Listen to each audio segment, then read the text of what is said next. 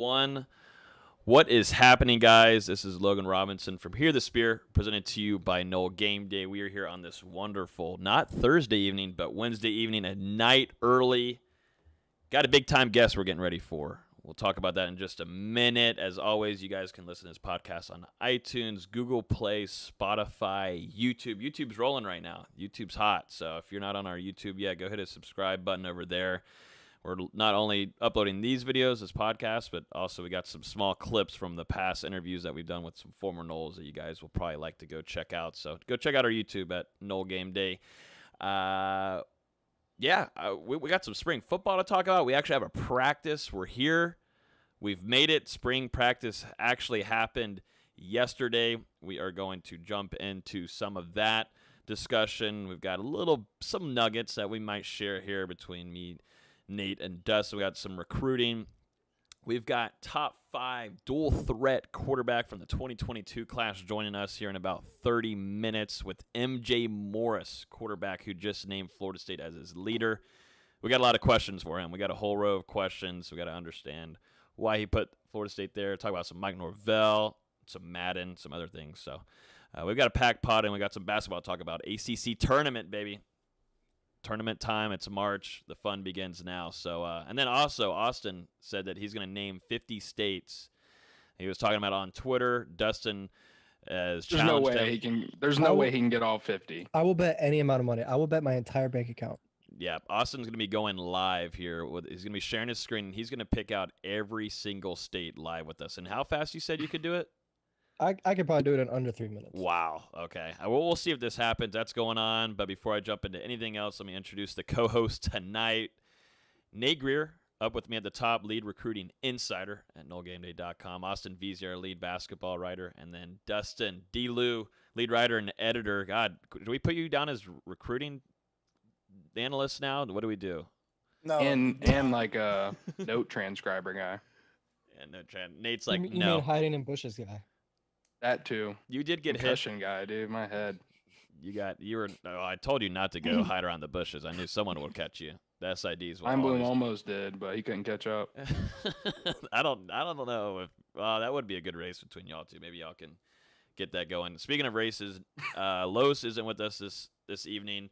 Usually we record on Thursdays, so this was kind of like a last minute. We got to get ready for basketball, and MJ could join us this evening. So Los will be with us next week. I'm still, we talked about it in text today. We're still trying to get a race going. I told him, maybe we run it up at Kenny Shaw's camp next month, do it all in front of all of his former teammates, and I think he's kind of nervous now. He didn't agree to it today. I'll try again tomorrow, but I think he's a little nervous, and that's understandable. Just doesn't understand this kind of speed that I got, so that's fine. No comment back. We're all in agreements that I smoke them. Perfect. That's all I like. No comment. Don't say anything at all. Oh, perfect. Trying to get through this. All right, let's jump into it before we bring on MJ here in a few. Let's jump into first day of spring practice. What are you guys' thoughts on that? There's some videos, little snippets here and there. We've got some pictures being shared this evening. Man, it seems like, if you're in our Discord, we jumped into a bat cave last night and ran through all the nuggets that both Nate and I received. Nate, I thinking about the one that you received, there was a group of players after yesterday that weren't too happy about their practice, and they went back to the practice field and put some work in. So got to be in the bat cave to get the info when it happens. But like we talked about last night, it's day one in, but the work that led up to yesterday, and going to put in work after a 12 to 14-hour day because you're not satisfied with how you performed, in my opinion, is the biggest takeaway from day one, that they're putting in an effort to keep moving forward and just to get better. Yeah, you kind of took the words out of my mouth. I was going to say the same thing. It's hard to take away a lot from day one of spring camp, when they're in helmet and shorts. There's not a lot of hitting going on. But to see the guys go out afterwards who weren't happy with how they performed and put in extra work, that just shows the mindset that the coaching staff is trying to instill in this team. Yeah. And I think that that picture of Joshua Burrell, man, that's a grab, man. That's a grab. Yeah. No, that's impressive. I mean, And we've then, been talking about him though, Nate. We've been yeah, talking about him since this whole start of Tour of Duty. We were hearing things. I mean, the Discord knows about him enough, but yep. like this isn't anything new, and he's just showcasing it now. You like seeing that kind of things. It doesn't happen a lot, but when you start hearing about players, showing out in workouts, you're like, all right, that's workouts. Let's take it to the field, and obviously had a pretty impressive day one. Looks like. Even seeing the video of Jerry and Jones breaking on that ball, he looks a lot more explosive just on one snippet than he did all of last year. I know he was fighting an injury, but those are the kinds of things you like to see. Yeah, there's another player. There's not much to say. I mean, it goes to Discord first, but and for our Patreon members. But another player was impressing defensively. I think there's a lot of question marks at defense right now. Definitely in the defensive backfield on who's going to fit where the best. Definitely who's going to be your two starting corners. We've really been high on Tamori Tate, but let's be honest, the kid hasn't even played a college snap yet. Do you throw him, out against Notre Dame in the first game? That's a big-time question mark. Do you bring in a guy that's a veteran like Miko Dotson, who is hindering injuries? But we got to see a video that was shared on Jerry in the social media that he had a pretty good break on the ball, and got an interception. We don't know who was throwing the ball, but Jerry and Jones got an interception, and also Travis J got 2 takeaways yesterday. Which Travis J is Travis J, Nate, right? Yes, best player on the team. So we're going to see him take that next step. Everything slowing down for him. Everything going to come together. Hopefully this year for him. He's got all the tools you want in a football player. So really, really want to see everything come together for him. That would be a massive help in the back end for that secondary. Yeah, and it's going to be big for him to step into a leadership role. I don't know if you want to share what the source told you yesterday, Logan. Yeah, no, we'll share some here, a little nugget. But Travis J, he's obviously, like Nate said, has got the physical attributes. He's extremely athletic and probably the most athletic on the team. But one thing about him, which I wasn't really expecting to see, definitely so early on in camp, but first day of practice, DB dropped the ball yesterday. And he went straight over to his teammate and told him, give me 10. Give me 10 push-ups. It's just not how it's going to work. He held him accountable, and it seems like that's a big move on Travis J's part of moving into that kind of role. And we talked about it in the back cave last night inside the Discord, and we were discussing on, going back to DBs that did that. And we know of 2 names that jump out right at you is Derwin James and Jalen Ramsey. 2 guys that held each other accountable along with their teammates. And call them out when mistakes were being made. But I thought that was pretty interesting to me. That was shared to me about how Travis J is turning into that leadership type role. So, I mean, don't get it twisted. We're not comparing him to a Derwin or a Jalen. At the same time, the sky's the limit for a kid like Travis J. He's going to go as far as he can take himself. So, he's got all the capability to be an All-American at Florida State. It's on him for things just to continue to slow down and come together and put it all together when fall comes. And Florida State staff has really preached accountability ever since they arrived.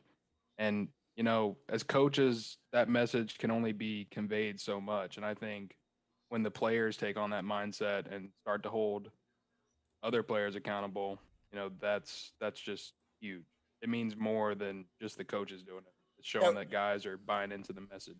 I mean, from all the stories we heard from Carlos and then the EJs and then, having, the Kenny Shaws and then, you hear all these stories and then you hear the coach speak and the coach talk.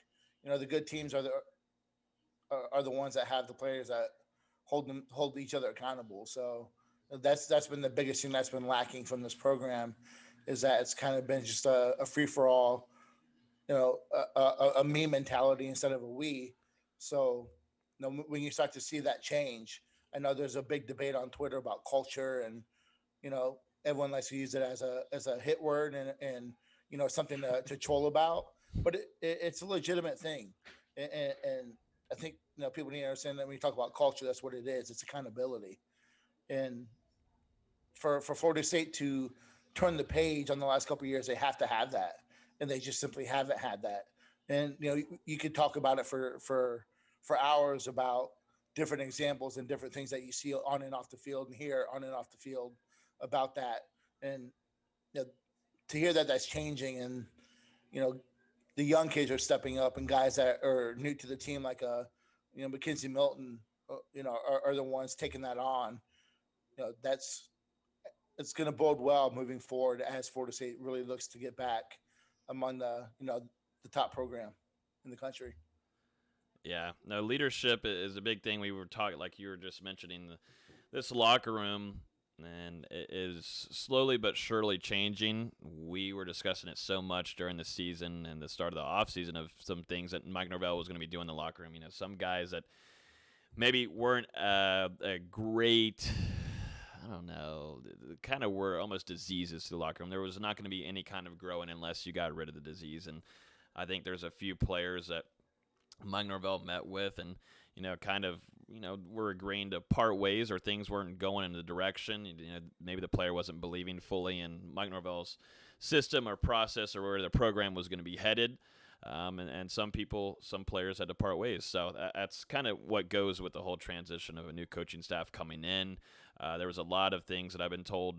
Mike Norvell is a freak all about organization. We heard about that last spring, but we didn't get to really feel the whole we didn't get the full chance of it, with the whole COVID-19 hitting and everything, and every coach across the country was, hit out of nowhere and having to try to find organization through Zoom and meetings. But now we really get to see how Mike Norvell is. I know there was a picture posted on Twitter of Mike and coaching staff on Monday with this whole coaching staff out there going through the systems on how things are going to be ran.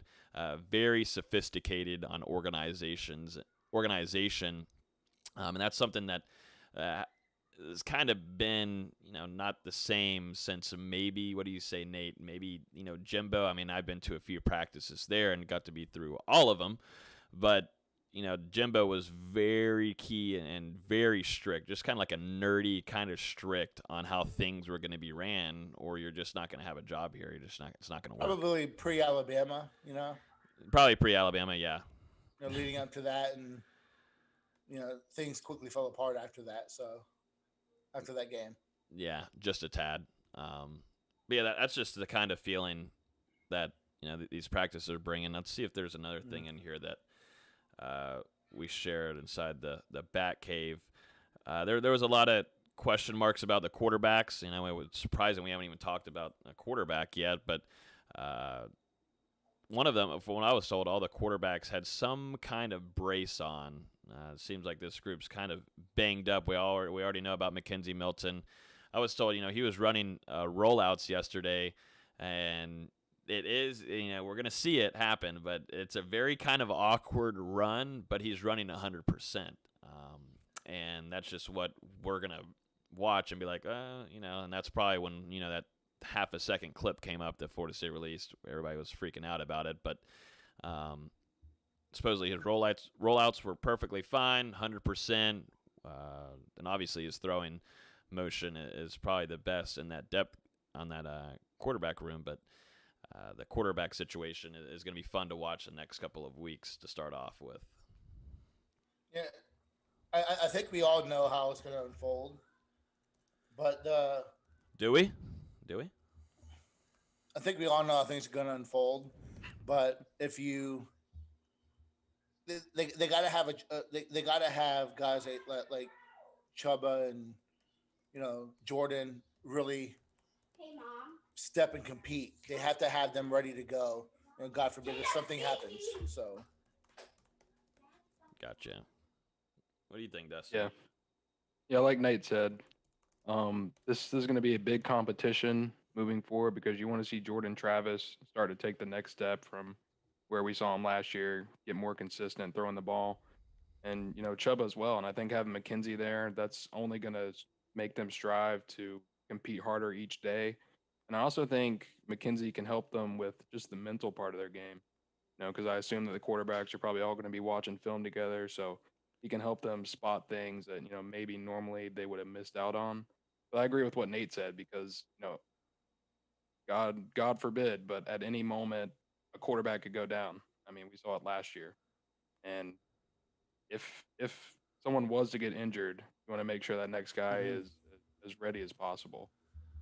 And one thing I want to say about, McKenzie, and I said it last night in the back cave too, and anyone that has common sense would know when you have that severe of an injury, it changes your body for forever.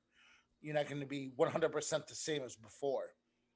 You can be 100% of what you are after the fact, but he's going to have his gait's going to change. He's going to run differently. If you watched Alex Smith play this year, he ran differently.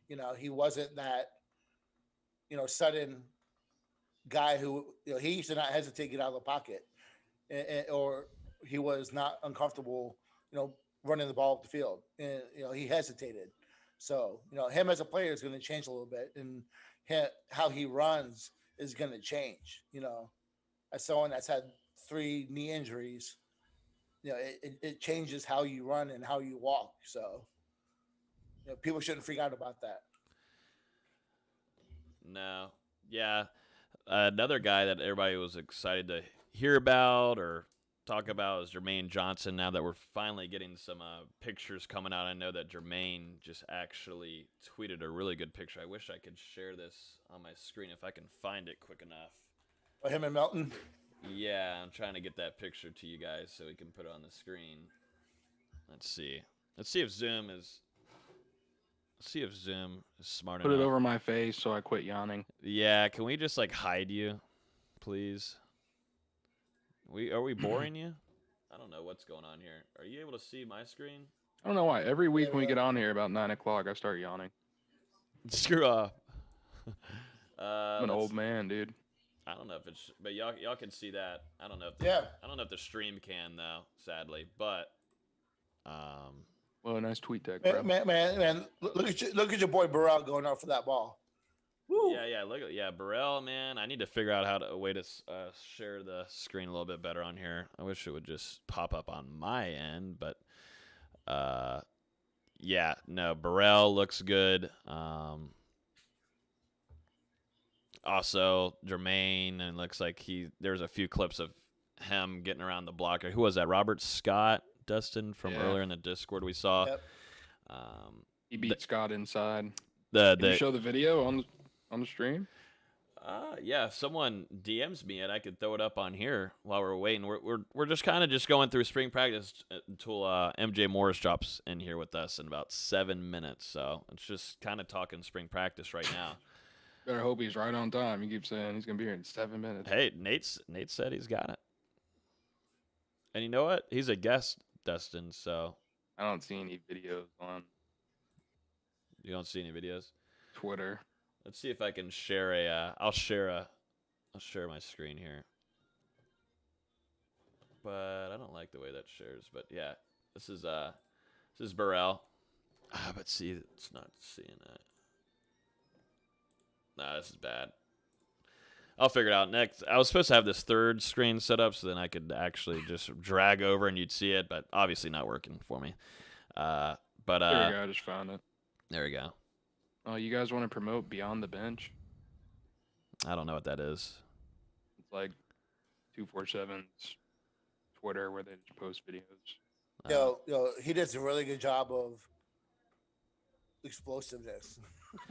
Yeah. I can't do it, You know what? I was talking about with James Coleman earlier and on Mark Rogers' show, and we were talking about, Did you make fun of your hair? Well, nobody did. I was surprised. You were the first one. Don't say Anquan, because I was just sitting here. I was about to say, I'm not going to sit here and say he's a big Anquan, but the body type and the physical and the ability to catch the ball. Yeah. Is that what you guys talked about? Yeah. No, we talked about that, the Anquan kind of comparison, because I think that's pretty good because he's not a guy that's a route runner, right, Nate? He's more of a guy that will take on the contact and practically No, moss you. he can run routes, but the thing he's not a burner, and that's what Anquan wasn't. Like he was just so physical. Yeah. Like fast enough to beat a linebacker, but he's gonna physically dominate a safety or a corner. Mm-hmm. He knows how to use his body to get open. He's not gonna be a 4-5 guy, 4-4 guy, but he's gonna know how to separate, and you're not gonna be able to jam him on the line. You're not gonna be able to throw his timing off, and he's gonna catch everything. Mm-hmm. Like he's gonna catch everything, and that's what Anquan did so well. It's even in the pros. He just caught everything. What are y'all looking forward to? We're about to bring Morris on here in a few minutes, but what are y'all looking forward to hearing from him? I know Dustin and Nate, y'all are the recruiting gurus here, but obviously he just named Florida State as a leader. But what are y'all looking forward to asking them here in a few minutes? Just to see how things have unfolded, Mm-hmm. Florida State's clearly going to take 2 quarterbacks. Get his thoughts on that. Get his thoughts on the relationships because that's really important right now with the lack of visits. Is how's that relationship going? How's it continue to build and move forward? Want to ask just how it's all come about because Florida State's always been a part of his recruitment, but really over the last few weeks, it seems like it's really kind of taken off. Mm-hmm. Now I'm going to ask him about Madden. Yeah, his Madden game against Dillingham and who else? Atkins? Yeah, he played against Atkins and Dillingham. Well, I don't know if he's playing anyone else. Like, how bad is Dillingham? Because supposedly he's not that great. Whenever we talked in January, he said that Dillingham hadn't beat him in a couple months. So I don't know if they've gotten a chance to play since then, but I'm gonna have to ask. I think we all know who the Madden master is, right? Derwin. Yeah, I was about to say Derwin's nasty at Madden. I mean, he could be esport, like he could play in esports. Like for real, it's crazy. Mm-hmm. I don't know, man. Cardell Jones beat a kid at like a hospital, like 113 to like 28 or something a couple years ago in NCAA. That's crazy. They do those little charity visits. Yeah, he played some kid in NCAA and just smoked him. Didn't take it easy on him. He was like, "I'm here for business." Oh my! Give him that killer mentality, man.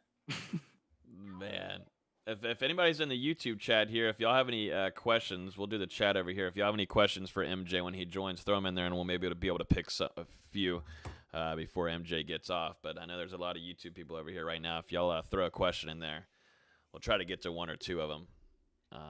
I was say we're stacked. I know we're stacked, but hey, Dustin, this is called we take care of the people that are viewing us. It's not all about you, Dustin, and your questions about Madden. It's all about our viewers. It's called engagement, bro. It's the only reason we're doing the show is for our viewers, Dustin. Okay? It's not all about you. I mean, I'm not doing it for them, but yeah. What a sicko. I'm here for me. Nah, you're not. I'm trying to think. Deshaun Corbin was taking first-team reps. I'm just going to start dropping little baby nuggets here and there. Was taking first-team reps. I don't think that's a surprise to anybody.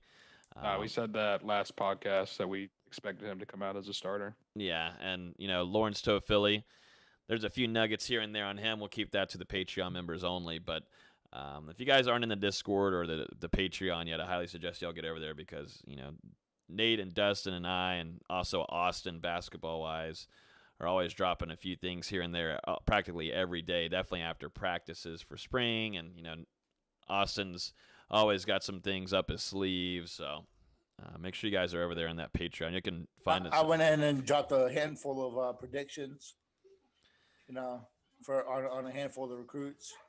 Yeah. What about you dropped one just a little bit ago. Who was this? Today? No, this. You did a lot of. Good God. I did a lot. I'm saying, man, Nate just like throws darts at a dartboard. Yeah. See, me, I space him out because I'm actually thinking. Nate's just like, here's 10 predictions. Yeah. It's called when I got time from work. I got I gotta throw them in. Yeah.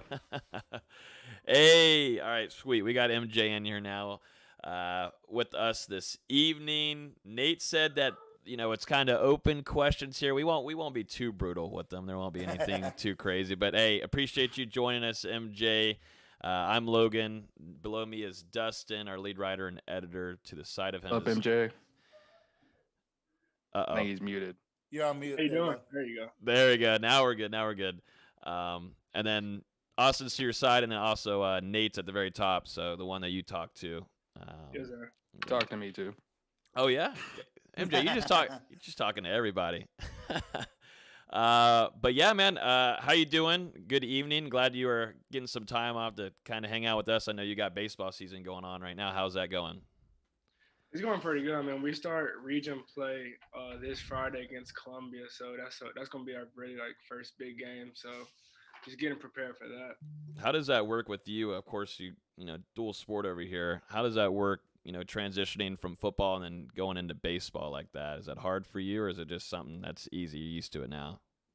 I mean, the first couple of years when I started going into high school ball, I mean, it was kind of adjustment, but now I just got used to it. The throw is pretty much the same almost. So I don't really have to worry about throwing. I mean, it might take me a couple of throws to get used to the ball adjustment, all that type of stuff. But I mean, going from sport to sport, it's not that big of a problem. So, what are you playing on in baseball right now? So, I guess this would be a segue. As we're talking about baseball right now, what do you play, and how much of a factor is baseball when it comes to your college decision? I'm at center field right now, and I mean, baseball's always been a love of mine. If I get the opportunity to play baseball in the next level, which is college, I'm definitely going to take the opportunity because, I mean, why not play both? I mean, you have the chance to play both, just go ahead and take it. So it's definitely something me and my family has been talking about. Have colleges been talking to you about that possibility, about playing both? Yeah, a couple colleges have said when I brought it up, they was like, I love the idea that you want to compete in two sports and play both sports because I know a lot of quarterbacks are doing, especially Florida State when Jameis Winston played both. That's something I'm looking forward to. Yeah, now that Jameis could sling that thing from outfield. I think there was one throw of him. I think he was in right field, and he threw it all the way to third. Yeah, he was in right field and slung it and got the guy out at third. That boy had an arm. So let's get right into it. So, big news dropped this week about you, naming Florida State your leader right now. So, can you walk us through how you kind of led to that decision and what kind of made you announce that, this week? Yeah, I mean, it's just like I've really had the closest relationship with Florida State this whole time recruiting because especially with Coach Dillingham when he was at Auburn, me and him were just always so close. And I remember when he was at Auburn, he would always say that he really wants to coach me one day. And then he went to Florida State and offered me there, and that's their relationship never left. We probably talk now every day. It's all it might be a phone call or a couple of texts back and forth, but it's something every day. Then we play Madden together, and then I just really like what Coach Norvell and Florida State they're doing over there. So. What was it? Something? Was it? Just accumulation of the past couple, however long they've been recruiting you. Was it something that they've been talking about lately that's kind of put it together for you to name them your leader? Or is it just everything as a whole? I mean, it's kind of just everything as a whole. I mean, I know a lot of quarterbacks are starting to commit, and I definitely want to try to be committed by May. So I mean, I'm definitely gonna start speeding the process up a little bit. I just wanna visit a couple more schools. So definitely Florida State. I'm gonna try to visit on April 10th for the for the spring game, and then I'm gonna visit Georgia Tech and Stanford and Nebraska. Those are really the only other schools I want to visit before I make a final decision. Okay. And then real quick, early in the process, it kind of seemed like Georgia Tech was a school that you were kind of leaning towards a little bit. That was the internet gossip, and I know in Nebraska, your relationship with Scott Frost has blossomed a little bit. So can you walk us through in Stanford, those other schools? Why are you interested in those schools, and why are they in your final group? Yeah, well, I'm interested in Georgia Tech. I mean, it's 45 minutes away from the house. So I mean, I know a lot about them. And then when Coach Collins was there, like he hit me up, and I love his personality. I love the way he coaches. And then the running back coach, Deshaun Choice, him and my dad have been like friends like since way back. So me and him have always had a great relationship too. And then I have a cousin that goes there. Ryan King. He's a freshman that just enrolled on the he's a wide receiver. So he always talks to me about it. And then Stanford, I mean, Stanford's just like a big opportunity. Like you get the school part of it, and then the football part of it too. So I mean, when they offered it, it was just like a really exciting feeling for me. And then Nebraska, yeah, like I said, with Coach Scott Frost. It was about like a couple months ago. We just really started talking back and forth about football life in general, and I love him. Like I love him. The OC, the quarterbacks coach. I mean, I've never seen him before, so I definitely want to get down there and see it for myself. Cause I mean, I just don't know too much about him. And yeah, as for Florida State, I know you mentioned, your relationship with Kenny Dillingham. Who else on the staff do you talk to and have a relationship with so far? I'll say another one is O-line coach Atkins, and then I'll say Coach Norvell. Those are really the three strongest relationships I have on the staff. What do you think about them? I love. I played Coach Atkins in Madden a couple of weeks ago. I can't beat him. I don't know why, because he like only runs the ball, so it's hard. It's hard to the person that only runs the ball. And then like I love. He's like a true person. Like he's always going to be honest with you and tell you the real stuff. And then Coach Norvell, I've been talking to him for a long time too. Like ever since they offered, it's just that relationship like never stopped. We talk probably about like once a week, maybe twice a week, and we just talk about football. And he tells me like how he thinks I can do at Florida State, and I believe the same things he's saying. While we're talking about Madden, real quick, is it true Dillingham's really kind of bad at Madden? He is. I know when we talked in January, you said you were on a pretty good winning streak against Coach Dillingham. Have you lost to him yet between now and then? Nope. Yeah. Is there like any, when you guys are playing, is there any trash talk involved? Most definitely, all the time. I love that you're calling out Dillingham. I love that. But Coach Atkins is nice with it. Oh yeah, it's just like because when I play Madden, I usually play people who pass the ball, so I've never really had to play someone who runs the ball literally every play. So if you can't stop the run, you're gonna have a long day trying to beat him. Yeah, no. He plays smash mouth old school football the whole time. Mm-hmm. We were talking about it earlier. Derwin James is nasty at Madden. I don't know if you've seen any of him, MJ, playing, but that guy could be in esports. Derwin's disgusting. Wow. I'll have to check it out. Oh, he's nasty. I was going to ask you, going back to Mike Norvell and Kenny Dillingham for sure, these two, how do you feel you could fit into this Florida State offense? Because he wants to put quarterbacks in situations where he's got talent. The player's going to have talent all around him. Playmakers is a big thing for Dillingham and Norvell. But how do you think, for you personally, at quarterback, you fit into this offense? I mean, personally, I feel like I'd fit in perfect in the offense. I definitely offense that like I could watch on TV, and I could like imagine myself playing in the offense. I told my dad, so I could really see myself playing for Coach Norvell and Coach Dillingham in his offense one day. Like you said, like the talent around him is crazy. Like the receivers, you have a great O-line because you have a great O-line coach, and then your running back, like you're just going to be set all around. So it's definitely something that excites me. So, we've talked about this before, but last time I talked to you, I talked to every recruiter I talked to. I asked him about the direction of Florida State. The last few years they've been down. Call it what it is. They haven't been Florida State that we expect. So as you're going through the recruiting process, and you talk to Norvell, you talk to Gillingham, you talk to that coaching staff. How do you look at that situation with Florida State looking to get back amongst the top programs in the country, and how does that affect your recruitment, if it does at all?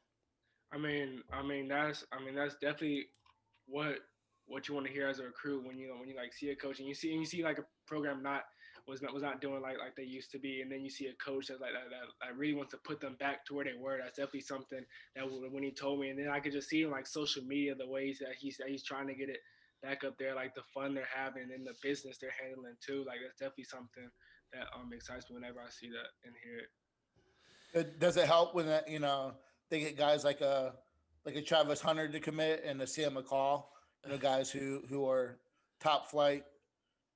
I say it on every podcast. I think Travis Hunter is the best player in the country. I do too. And see, you hear that? Yeah, Yeah, we'll quote it. why- We'll why- quote it. Well, why is that? Because he's a bad boy, man. He's bad. Yeah, he's a freak on the field. He's crazy. Do you play against him any or? No, I haven't played against him. I mean, I was gonna play on his 7-on-7 team this weekend, but I have a baseball tournament to get to. So has he been recruiting you? A little bit. He was just like whenever I post an FSU edit on my Instagram, he'll just be like swipe it with the little Florida State emoji. Yeah. So seeing that they're bringing in these top flight kids, does that kind of, I won't say make you buy into what Norvell is selling, but does it kind of help reassure that message? Oh yeah, sir. Yeah, I mean, most definitely. When I see like those top ranked kids and stuff like that, they're going to Florida State. Like I can just like be a part of that, and then we can all be like as a whole and together, and we can all like bring that back, bring Florida State back up to where they were. Mm-hmm. I was gonna ask you, MJ, and I love doing this definitely for younger guys like you. But who do you compare your game to, and who is a player maybe in the NFL or even college ball, but someone that you look up to that you try to put your game around? Who do you compare yourself with maybe? I would probably Deshaun Watson. He's definitely the person I try to compare myself around. That's definitely like that's something like that ever since my freshman year that people have always told me. They was like, you remind me of Deshaun Watson when he was in high school, when he was in college, and I could and then watching him, I could see that I definitely had some comparisons to him. So that's definitely my favorite quarterback in the league. I just watch him wherever he goes. Yeah, I wonder any ideas of where he's about to go in the NFL. He's a free agent kind of guy, or I don't know what his situation is right now, but I know he's about to go somewhere else. But I don't know. He just wants out. He's under contract. Yeah, he's under contract. They got to figure out where he's going. His agent's got to hook him up. He's in his prime, man. You don't want to waste it with that rebuild in Houston. Nah. I understand that. Mm-mm. Yes, sir. Yeah. But so what are you working on? Every athlete is working on ways to get better. Do you get feedback from not just Florida State's coaching staff, but from the Nebraskas and Georgia Techs and Stanfords? Do they give you feedback on things they want to see you continue to improve, or what do you think that you got to do in order to get ready for the next level?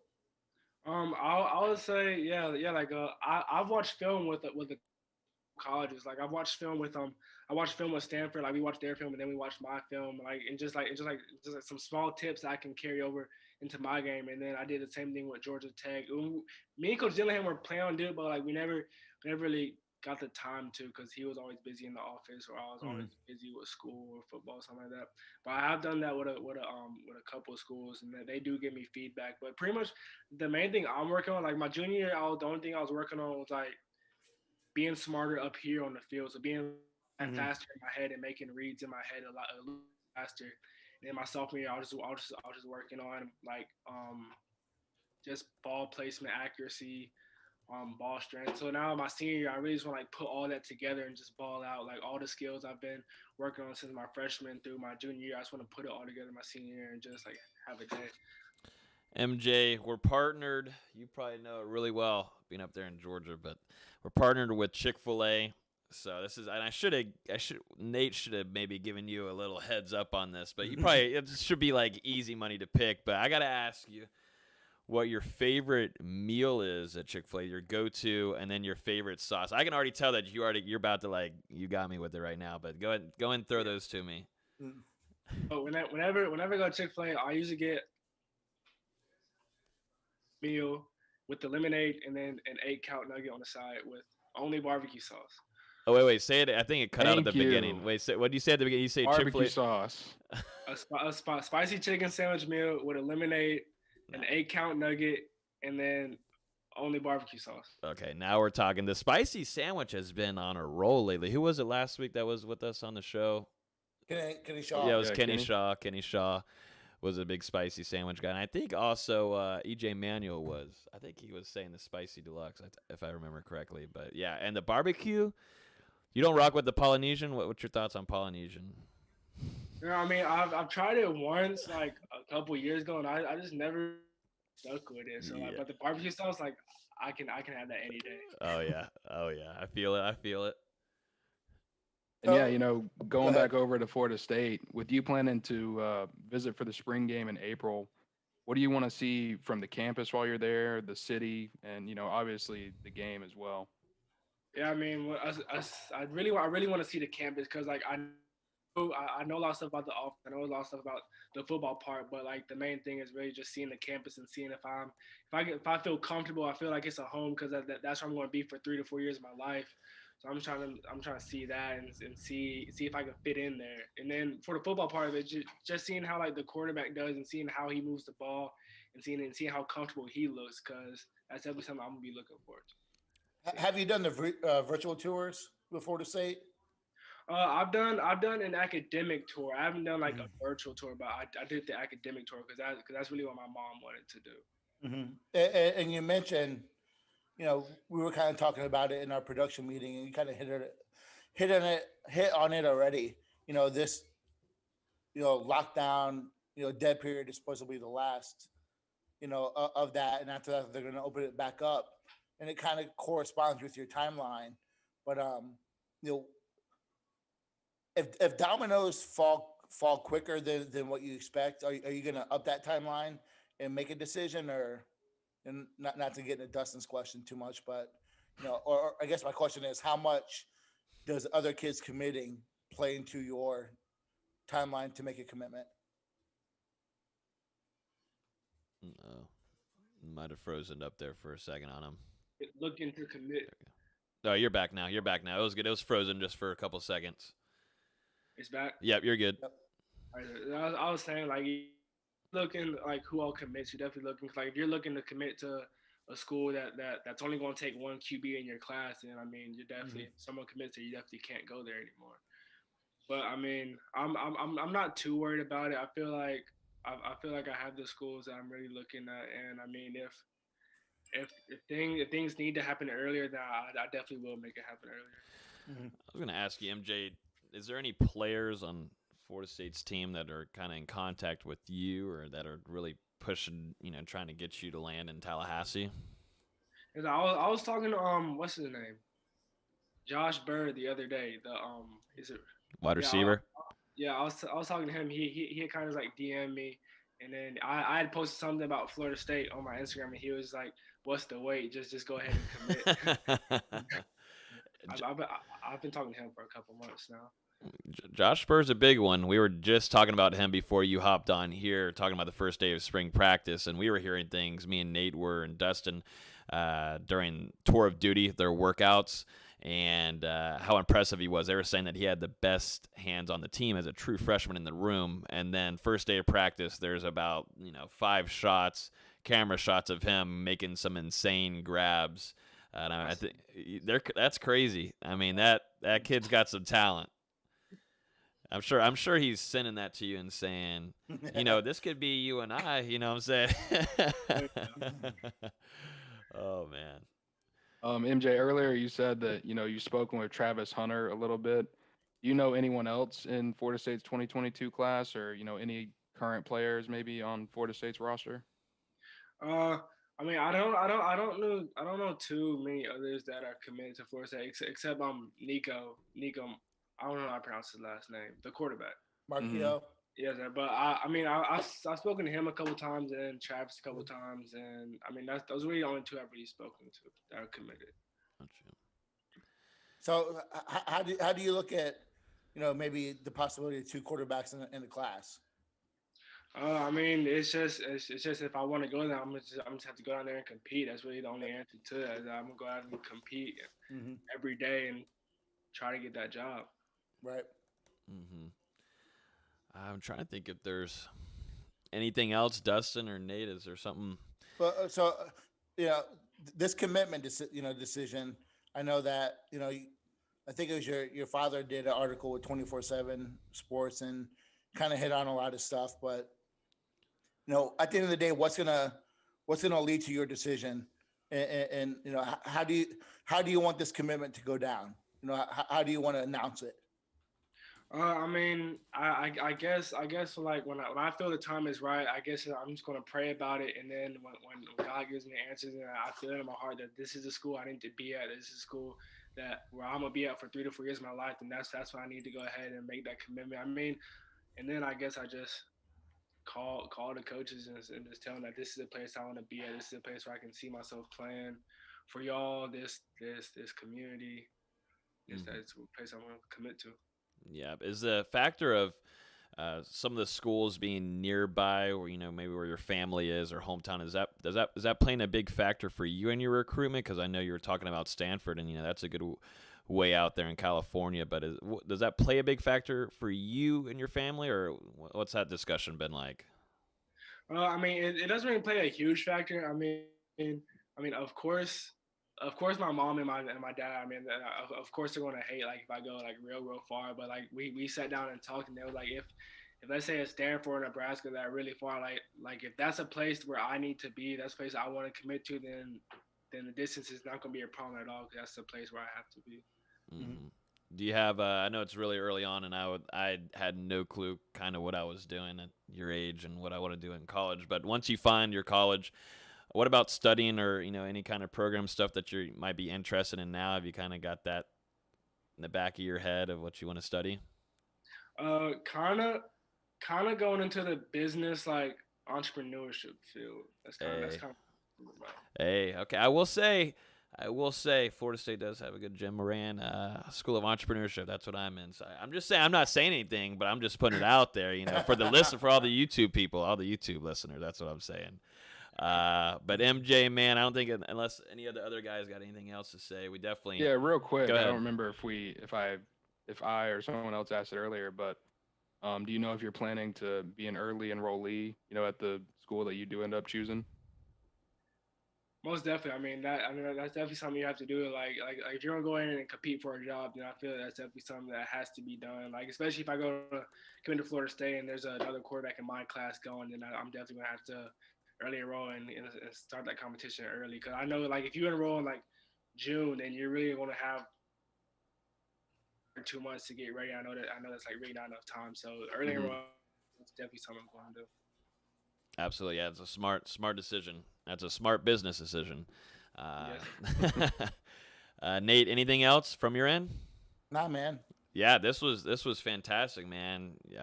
Definitely appreciate you hanging out with us a little bit. Definitely stay safe, stay healthy. Good luck with baseball. I'm sure these guys are going to be in contact with you and keeping in touch. But it's really cool to be able to be on here and talk to you. We're always through text messages and DMs and everything. But you're a smart kid, I can definitely tell, and we're pulling for you. Thank you. Absolutely. Hey, we appreciate you, your MJ. time, man. Yes, sir. Thank you. All Yes. right. See you, MJ. See you. Wow. What's your first reaction? Because is this the first time y'all have been talked over the phone, or just? That's the first time we talked, I guess, face to face. As face to face as you can be over Zoom. Yeah. No. Other than that, it's been basically phone calls and DMs, things like that. Mm-hmm. Yeah, pretty much. It's been phone calls and texts. So, he's a smart kid. He's definitely got a plan in place. The first time I talked to him, he's kind of got it figured out on how he wants us to all unfold. Yeah. And, he hit on it. I was going to ask him about the quarterback race when it comes, once kids start committing, it's a race to get your commitment in. So, he sees that, and it's going to be interesting how it unfolds, but it's clear that Florida State's really done a great job, recognizing him as someone that fits in their offense, and making him a big time priority for them. It's pretty clear.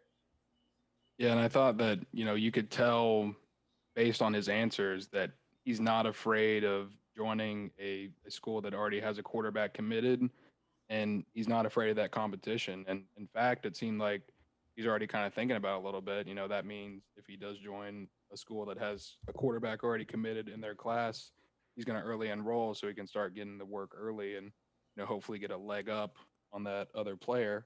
So we'll see if that ends up being Florida State's class. And that other someone that he would battle is someone he's been in contact with. Yeah. Yeah, you're right. I thought that was interesting for him to say that. And another one. Hold on real quick. What sold me is his thought on Travis Hunter. I mean, that's all you needed. He's a smart kid. I was sold on Chick-fil-A barbecue sauce. There's a lot of things. Everybody's out 120% sold on the entrepreneurship role, and man, I'm telling you, Florida State does have a leg in that right there. If he has any kind of interest in business, they one of the top 5? Yeah. In the country. Yep, that in business alone at Florida State is huge for him, and it seems like his family's, that's a pretty important thing for any kid. Definitely quarterback like he is of his caliber. School really comes first. Austin, what did you think? You were really dialed in that interview. No, I was paying attention. Obviously, I'm listening from a distance, but he seems to have a good head on his shoulders. Yeah. And he's very in tune with what not just Florida State staffs, but all the staffs are doing. I think that's important. I was impressed. Yeah, no, and then like he had mentioned, intends to be at the spring game on April 10th. And he did say he does also want to commit in May. So Florida State really puts himself in a pretty good spot. That April 10th spring game, they're going to be able to be there. How's that going right now, Nate? Is that were they able to be in contact? I mean, there's going to be things. I think it's still dead period, so it's we'll have to bring him by the tailgate then. Yeah, we'll bring him by the no game day tailgate. Yeah, it's still going to be. They can't have any contact with the coaches. It's more of a self tour of the school. Before I get ripped by the NCAA, that is the most ridiculous thing in the world because we're expecting Florida State not to have any limits on people in the stand. That is the most idiotic, ridiculous thing that they're doing right now. But we've already went off on that. But I think what not to get off topic as we continue to move on with the podcast, but what's going to happen when you look at Texas that's opened up everything, and then they go and try to do recruiting visits and stuff like that. It's going to be interesting to see how that battle, so to speak, unfolds. Absolutely. Let's jump into, definitely shout out to MJ. If you guys are watching on YouTube right now, hit that subscribe button, hit that like button. It'll help this get out to some more viewers. We got up to like about 60 viewers there on YouTube. That was definitely our all-time high, but definitely hit that subscribe button. We definitely appreciate it. We're trying to grow this thing over there. Real quick, I just wanted to say, shout out to Kenny Dillingham for what he's done in this recruitment with MJ Morris. I mean, it really seems like that relationship is one of the main reasons why Florida State is his favorite at the moment with, how much they're in contact and how much they get each other. But, do you guys ever think Kenny Dillingham's playing the long con here? He's losing these Madden games on purpose to make recruits feel better about themselves. He's giving these kids confidence. I was thinking the same thing. Supposedly he's bad. And meanwhile, Coach Atkins doesn't give a shit. Yeah. It's like, once you start playing Madden enough, you eventually start getting good at it. And if he plays as much as we think he does, you can't be bad for this long. No, I'm glad Coach Atkins is beating him. I'm glad he's beating him. I like it. I want to see if Norvell can get on the sticks, though. Has any recruit talked about Norvell on the sticks? I feel like Norvell's got like a nerdy. So. I feel like Norvell's got a nerdy vibe to him. I feel like he plays like World of Warcraft when he gets home sometimes, like on his off days, maybe. Nah, I don't see him much of a video game guy. What do you see him as? He just goes home and watches film like a regular college coach. I see him going home, chilling with the family, and just being a film junkie. Oh yeah. Yeah. I can see it. I just still think there's something. That's why we need to have him. We need to have him on the show. We got to figure out how he unwinds. I like to play video games to unwind and kind of numb my head a little bit. You got a big ass head too. I got a big ass. Well, at least my haircut's not butchered, but. Yeah, turn your lights on. No. Let's see that. I just got it cut. That's why he turned his lights off, man. You said it was fine. No. I'm showing. Look at the freaking LED, man. I'm looking good in here. Look at the new setup. I mean, come on now. The TikTok lights on. Shut up. That a TikTok. Hey. That's what someone said in the Discord. Said you look like a 14-year-old little girl. What? I look like I'm about to go into the army. No, you got the little track lights on the floor, got the little mood lighting going on. Hey, I'm The chilling. mood lighting for his natty light and his cats. Yeah. It looks like I'm getting ready for a 50 Shades of Grey scene. Did your cat jump out that window? I haven't seen. Her in a I'm while. actually really worried. Where is she? I actually don't know where she is. The haircut scared her. Yeah, Look right. like Get you're the. rocking a mullet. Do I? No, I literally. That's why I Come on, always I wear know, hats after I get it cut. Whenever I get it cut, I wear a hat for a week. Right behind It's just you. so short. It's so short. Is she Hey, behind me? Cat's right behind you. Oh, there Like- she is. Looks like she's Like, getting ready to go for the window. like the fade is just not faded right. It is No. perfectly. You get your ass out of here. You're just trying. It is not blended. I don't need a fade. gotta I blend don't in, need a man. fade. I don't need a fade. I look good enough. Okay, moving on. All right, basketball. let's jump into some Chick-fil-A, but then we got Austin's challenge before he goes into basketball. So let's jump into Chick-fil-A trivia. All three guys are in it tonight. I got a good question for you guys. Put my hands right here so people think I'm cheating. Yeah, where are the know? hands at? Everybody put their hands somewhere so we can see them, please. Let's see. Austin should be the number one person to put his hands up because he's go. we're always speculating. Where's your right hand at? Right here by my microphone. Where's your left hand? By my microphone. All right. My phone's all the way over here. All right. Good lord. All right. Always shout out to our friends on West Tennessee Street Chick-fil-A. It's always popping, man. Shout out to them. We love them. But yeah, let's get going. Here we go. Before it became Chick-fil-A, what was Truett Cathy's original restaurant called? Which was the founder of Chick-fil-A. The Dwarf House. You're close. You're close. It's dwarf something, but I don't know what the second word is or something. Dwarf. You're close. I don't know. What is? Give us some options. I don't have a multiple choice here, Professor, but it's Dwarf blank in Hateville, Georgia. So it's Dwarf blank. It's not house. It's not house. No. It's not Dwarf House. Dwarf Kitchen. Dwarf place. Nope. Think of something at Nate at your work that y'all do a lot in the back. Dwarf. Dwarf Chop. Nope. Fry grill. There you go. Dwarf Oh, Grill. Dwarf man. Grill. I was never gonna get that. No, Austin was complete because he didn't have his phone on him this time. So Here we we called go. him out. Yeah, we couldn't get on it. Dwarf grill. He's getting ready for the 50 state challenge. That- What a- ooh, I'll that's eat it. What an odd name. Austin- Yeah, I would not want to eat at the Dwarf Grill.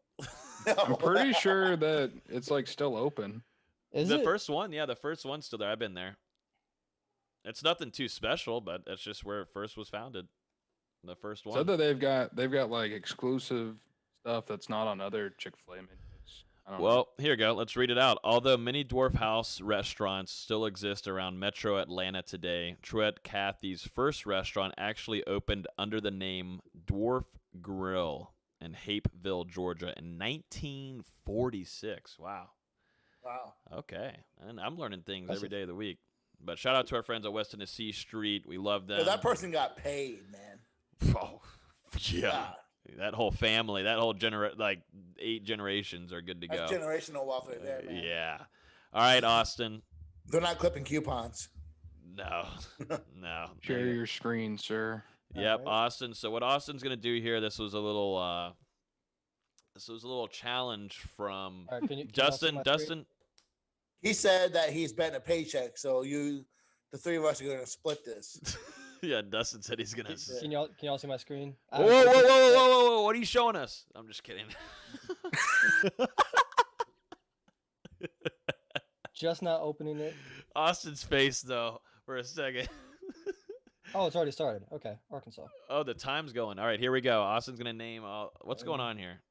Wait, can we Wait, no. reset it real quick? Cause I want to. Yeah. All right. He's doing it. Go ahead. Go ahead. Go ahead. I'll Michigan. tweet it. West Virginia, No way. Virginia, Nebraska. Hello, Nebraska, South Carolina, Pennsylvania, Kentucky, Rhode Island, Cali, Oh. Alabama, Missouri, Oregon, Alaska, Connecticut, Arizona, Maryland, my home, Georgia, Oklahoma, Ohio, Mm-mm. Maine. Fun summer spot.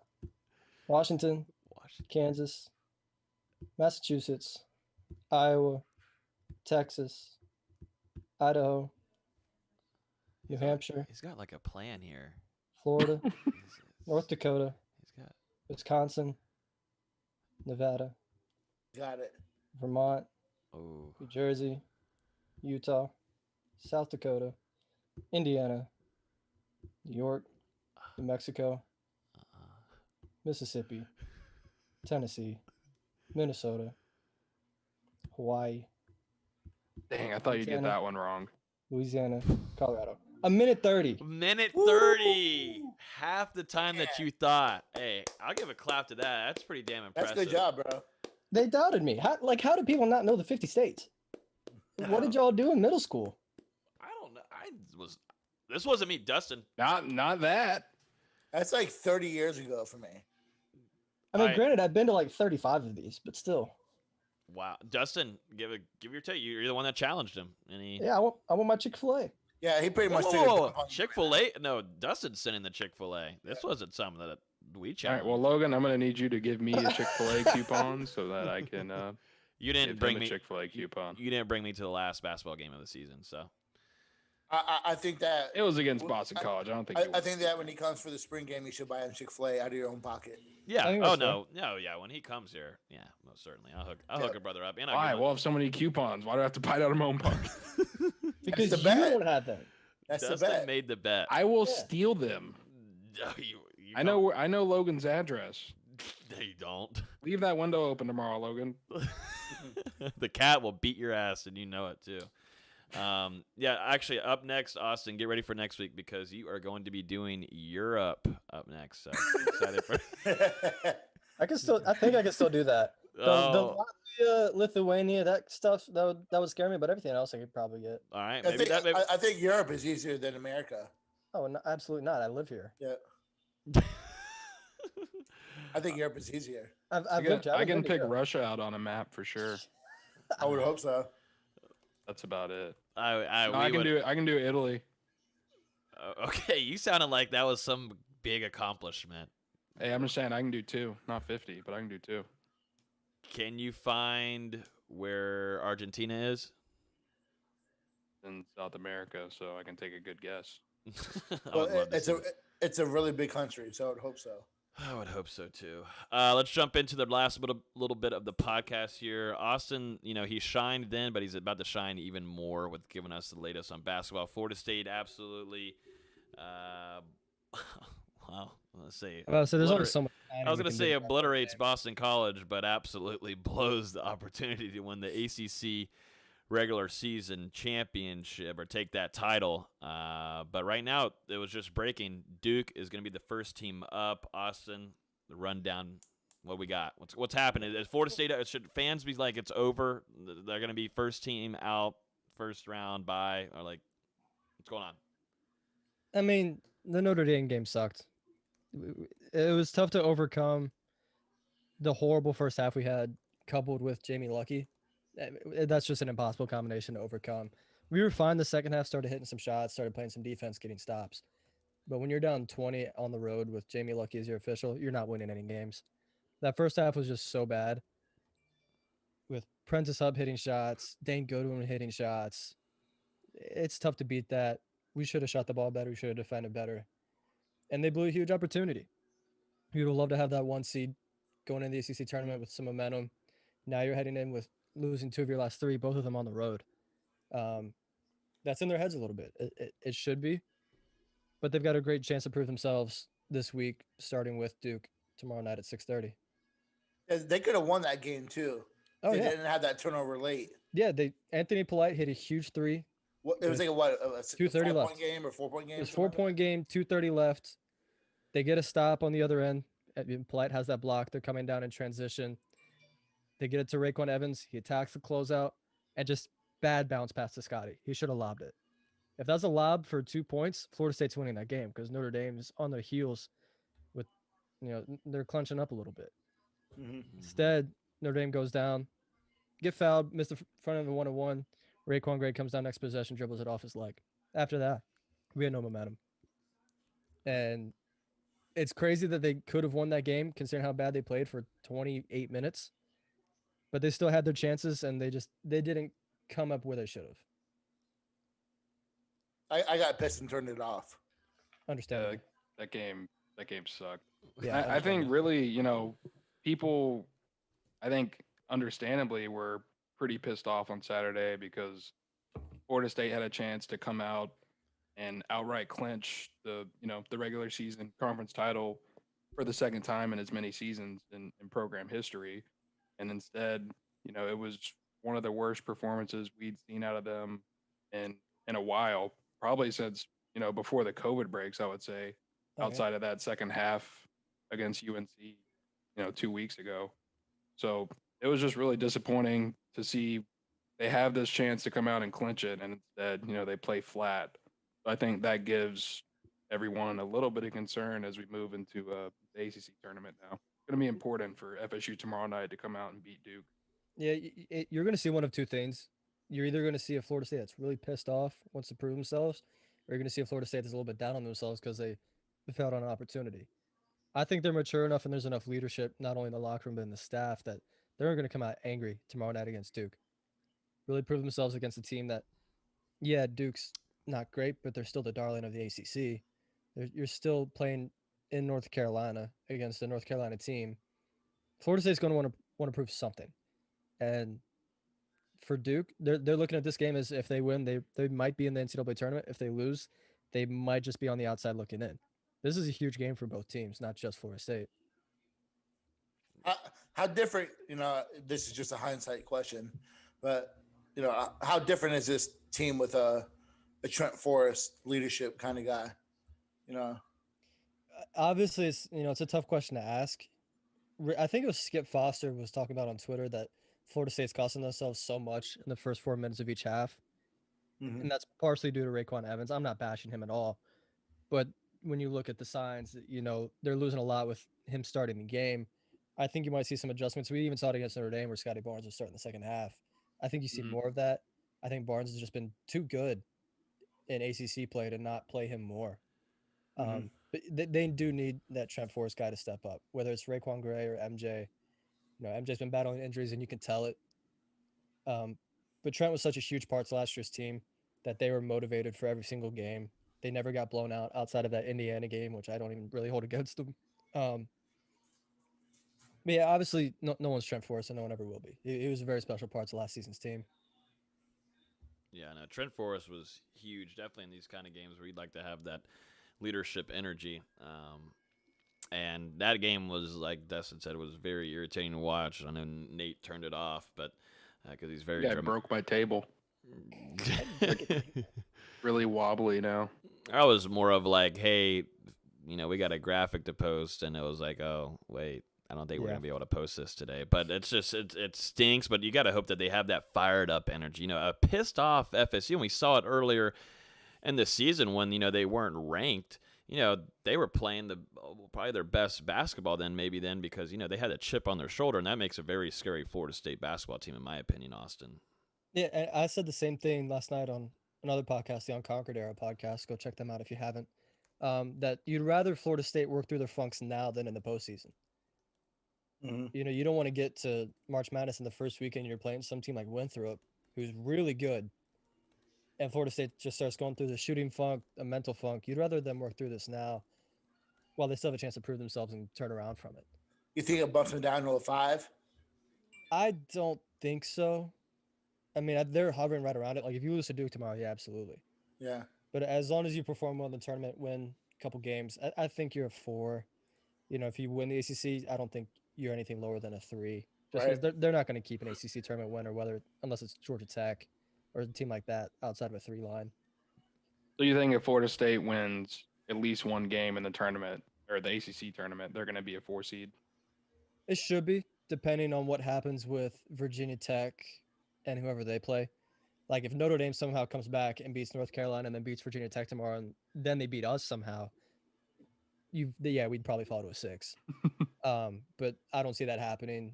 Either way, it would be a Q1 game, whether it's Virginia Tech or North Carolina, on Friday night, assuming we beat Duke. So I don't see them bumping us down any further.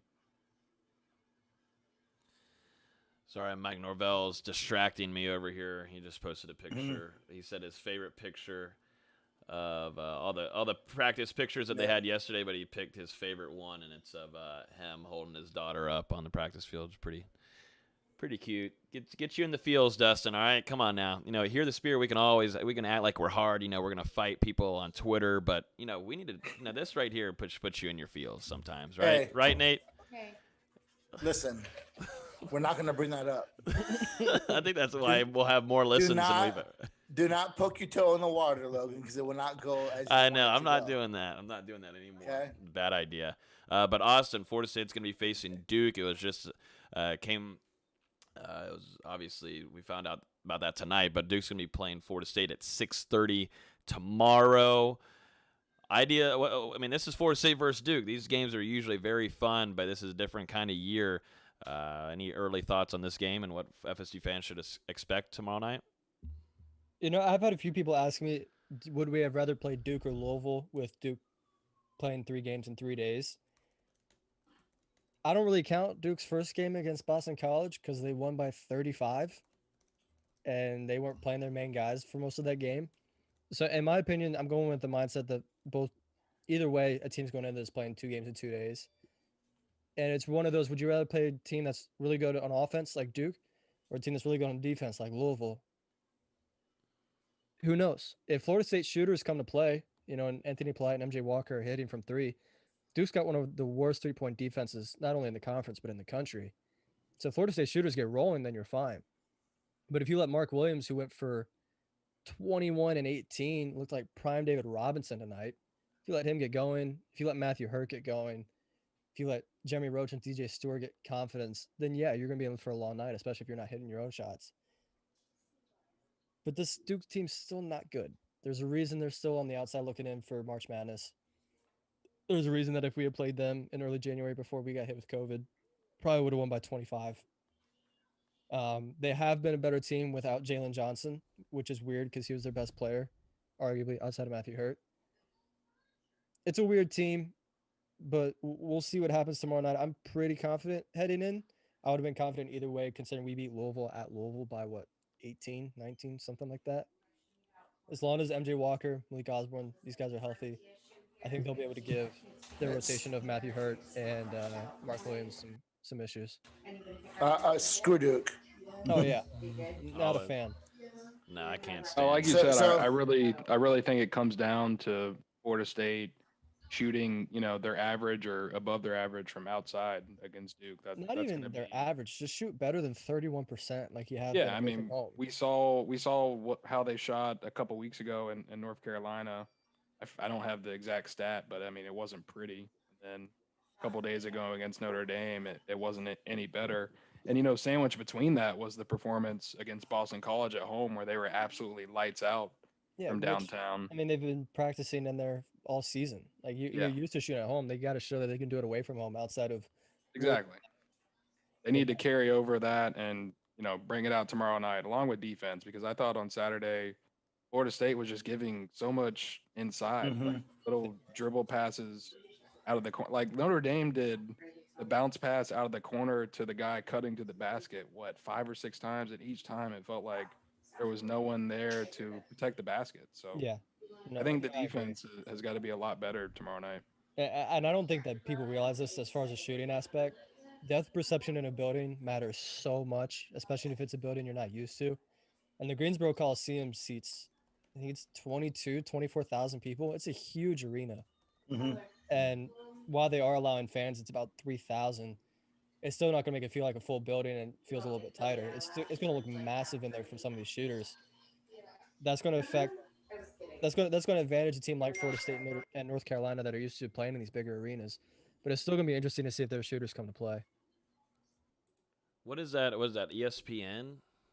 It hasn't been fully announced. It's either going to be ESPN or ESPN2. ESPN. I can't imagine it not being on ESPN. It's Duke in the ACC tournament. I can't imagine it not being ESPN. Yeah, no, it's Duke FSU. Yeah, no. Are you gonna try to do a halftime Batcave during then? I doubt it because I'm planning on being there. True. Ooh. I'm planning to, depending on. Whoa, a little what in-person? people text me. A little in-person Discord. That's a nugget. You know, that's a little... Is it a nugget? I mean, I was at North Carolina. Oh no! Don't go! Don't go! Yeah, actually, Ah. no. Can we Don't not? go. Can we not allow Austin to go to any Yeah, more I games? forgot about that. You're 0-1. Oh man. Okay, I'm Get- 0-1 in one season. Congrats. Let's ban Austin from any kind of basketball. Hey, game. Logan. And Logan, I you wanna- don't even Logan. want him to go to the Final Four. And I know he said he was going to go to the Final Four if Oh, Florida I'm State going makes Give it. me your Go ticket. Final I'm Four. undefeated That's this the year. weekend of my birthday. Oh God. Logan, you want to nervous. address the elephant in the room? You brought it up. You want to talk about it? No. No, we've made it this far. We've done a great job. We need to run through ACC honors and Coach Gates. So then this was not going to be like a 10:30 ending. We're actually going to be done in like a little over an hour. This is going to be amazing. No. You I want remember? to hear what Nate's talking about. No, I'm just saying, Dustin. what we got going on here? Dustin adds on fuel to the fire. Adds on fuel to the fire. I mean, I'm we gotta curious too. get What's happening? ACC honor. Yeah, you know exactly, Dustin. You love just adding fuel to the fire. That is your. I'm gonna mute my mic. And talk to yourself about it. Run us through the ACC honors and then also Coach Gates, Austin. We'll end this sucker. Yeah, I'm going off the top of my head, but I think I got everything. Mm. MJ Walker, I wouldn't say surprised me, but I was a little bit shocked to see him second team and Raekwon Gray third team. Scottie Barnes also joined them on All ACC third team. Scottie Barnes racked up awards, not just All ACC third team, All Freshman first team, Freshman of the Year, Sixth Man of the Year. And then I guess to some people's surprise, Mike Young for Virginia Tech won Coach of the Year over Leonard Hamilton. I was more surprised to see Raekwon Gray third team. I thought he should have been second team. And then not to see Raekwon Gray at all on any of the defensive teams was an absolute disappointment from the ACC. Who was Top voted 15? ahead of Raekwon Gray on the All ACC All ACC teams? I know Jose Alvarado won Defensive Player of the Year, which I thought it should have gone to Moses Wright, who won Conference Player of the Year. I was a little bit surprised to see Alvarado up there. Just I thought Wright had a better defensive season. I've got defensive team right here. Jose Alvarado, Georgia Tech.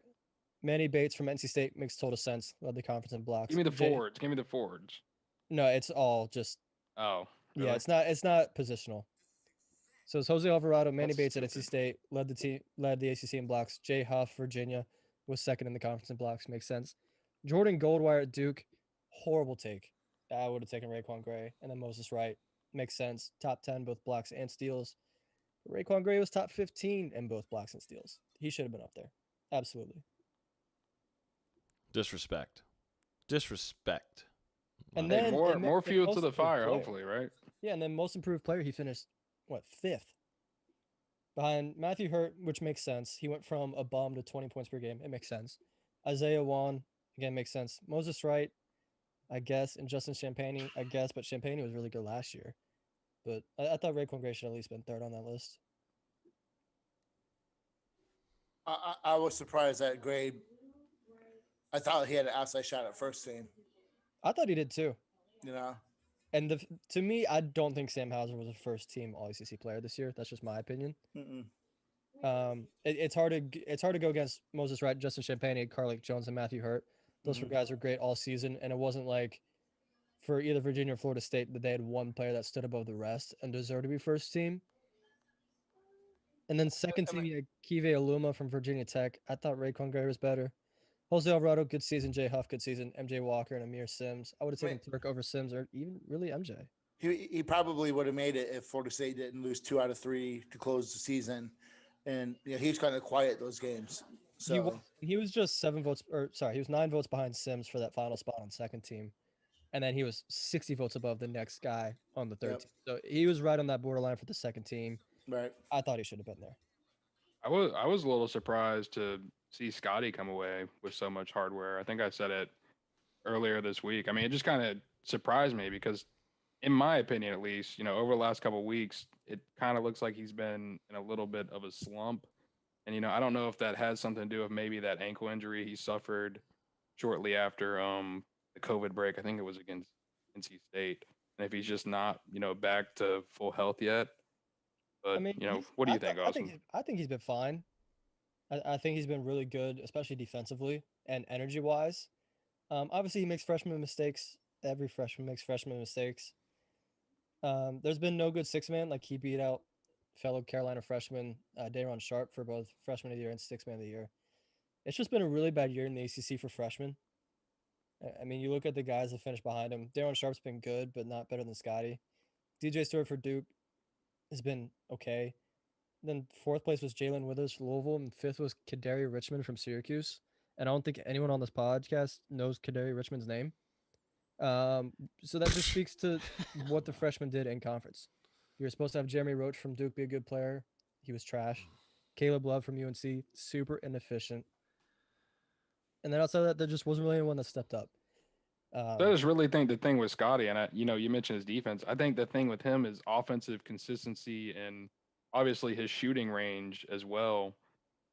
He just doesn't always seem aggressive every night. It kind of seems like it fluctuates. He's aggressive only when it's too late, and I think that's something that has to change in March. Yeah, that's what I'm saying. So coming into this tournament, and obviously March Madness coming up next week, what does Scottie Barnes need to do differently? They had to let him go, man. Help Florida State Let him go. It's not the team needs to let him go. He needs to let himself go. Mm-hmm. He's got to be on the gas from the beginning. And I don't mean, what game was it where he decided he was going to take 10-foot floaters the entire game? I forget which game it was. Oh my God! But when he's Is that getting the North Carolina game or the Georgia Tech game? I think it was Georgia Tech. Yeah, I think it was at Georgia Tech. But when he's aggressive and just gets to the rim consistently, from the start, there's no team that can beat Florida State.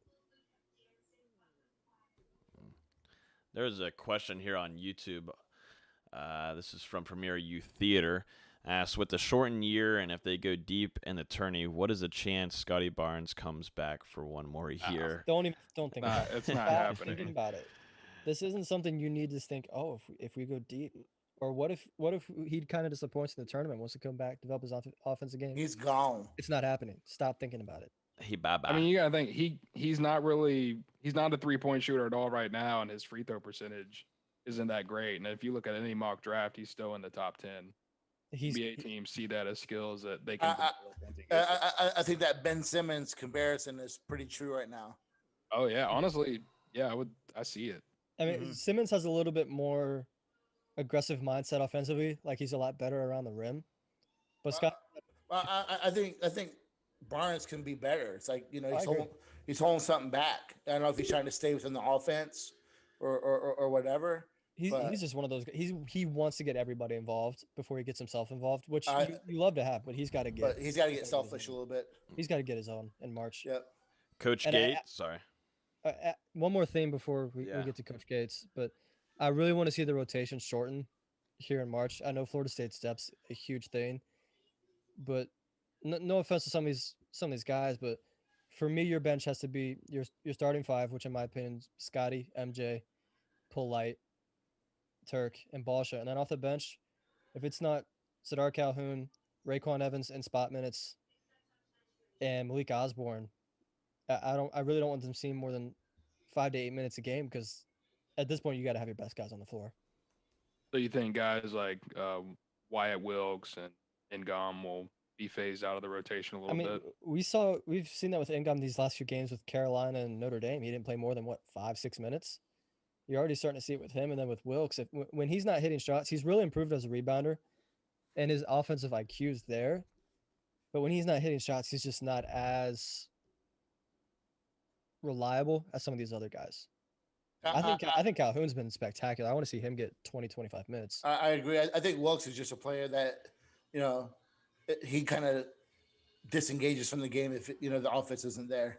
Yeah, and he's a great guy. He knows the system in and out like the back of his hand. But when he's not hitting shots, he's not a focus for the other team. And to me, you got to have that in March. You got to be a threat all the time. You think maybe they go back to that starting lineup where they had Wilkes with the starting five, maybe to see if they can get him a couple looks early, and if he's not on that night, they move on? We'll see. Florida State needs to have this mindset of we need to get a good force for our minutes. Yes. We can't be leaving points on the board like we have been the last half of the season. It was different when Evans was giving us great games, like against NC State when he had 24, 6, and whatever.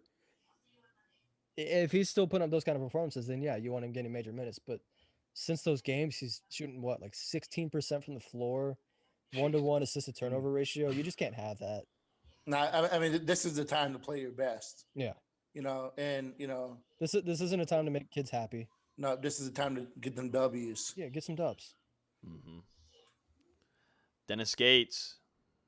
Is it So the happy for predecessor? him. Is he going to be the predecessor of Coach Ham? What's going on? I feel like the plan with Florida State and Coach Gates, they're not on the same game plan here. Yeah, I don't know if the 5-year contract for Hamilton will line up with the contract that Gates or the timeout that Gates is going to be on. But congratulations to Coach Dennis Gates in Cleveland State getting to an NCAA tournament just his second season. What seed are they going to be, you think? 14-15, just because there have been so many upsets in these mid-major tournaments. What's the odds Florida State and Cleveland State get matched up against one another? 0. 0. Because we're not going to be It'd be entertaining. That would It'd be fun. I'd love to see it. It's that Cleveland State. I was talking about it before we got on here. That Cleveland State staff is full of Florida State guys. It's not just Coach Gates. You've got Coach Dickey. He was a video coordinator at Florida State. Chase Goldstein was a video coordinator at Florida State. Ryan Sharbaugh was a grad assistant at Florida State. Now he's an assistant coach there. They've got 3 assistant coaches that are former Florida State guys. Got a grad assistant that was a manager with me at Florida State, Parent Foot. You got another guy who worked at Florida State basketball camp that's now a grad assistant. There are so many Florida State guys there, and you can see it in the way they play. It's a very Florida State-like system, very Florida State-like culture. The guys love being around each other. And the fact that Cleveland State had 4 straight 20 losing seasons before Coach Gates got hired. He called a team meeting. Only 4 guys showed up his first meeting there. Completely overhauls the roster with JUCOs, and now they're in the NCAA tournament. It's an unbelievable story. I'm so happy for him. Wow, that is impressive. I didn't know that. That's what I'm saying. We got to get on the same game plan. FSU. I mean, like, what are we doing, Leonard? You taking some 5 years? What's going on now? Maybe we figure it out. We gotta have some. We gotta be on better communication here. Watch for this Boston College job. His wife's the assistant AD at Boston College. I'm talking about Coach Gates, obviously. Yeah. If he doesn't get that job, he's gonna get a job here in the near future. He's too good. That's what I was going to say. We brought up, I think, the Boston College job earlier, so I was going to mention that. But I don't know if this is the off season where Coach Gates necessarily makes that jump yet. He might decide to come back for another season and see if he can take Cleveland State even farther than they come. I mean, he's got the best recruiting class coming in for the Horizon League, which is it's not a bad league. It's a very solid mid-major league. Yeah. And I mean, with how big he is on culture and family, I could really see him going and running it back with Cleveland State for another year. And, then if that success continues and the big names keep calling, that's when he makes the jump. Yeah, I agree. But if Boston College offers him the job, it'd be really hard for him to say no, especially with his wife there, bringing the whole family together for the first time and who knows how long. It'd be hard for him to say no. I know him too well. So is that how? If I'm Arizona, I'm going after him. They're going to move away from Sean Miller. There's going to be a few surprises open up. It wouldn't surprise me if Indiana moves on from Archie Miller. Mm-hmm. There's going to be, I think Minnesota moves on from Richard Pitino. There's going to be a couple of solid jobs open up this offseason. They're going to do their due diligence on Coach Gates, and they absolutely should. He's the best basketball mind I've ever been around, and that's saying something. Wow. Okay. High praise for Coach Gates. I wish maybe we could get him on a podcast. Talk about him at Cleveland State, also his time at FSU, Coach Ham. Maybe that's something we can do this upcoming offseason once we get to basketball offseason.